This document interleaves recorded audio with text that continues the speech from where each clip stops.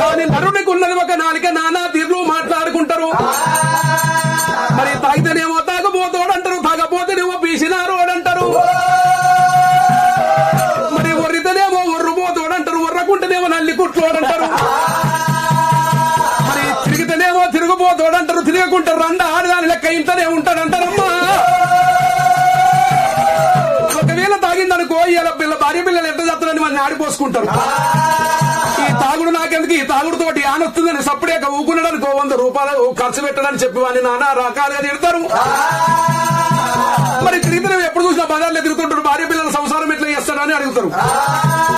ఒకవేళ ఎవరితోటి తిరుగుడేందుకు నా పని నేనే చేసుకుంటే వాడు ఆడదాని లెక్క ఇంట్లో ఉంటాడు, పోతే బైకాన్నే ఉంటాడు, 10 మందికి రాడు, 5 రూపాయలు పెట్టి రోడ్డు మీద వచ్చి ఆదాగాడు అంటారు.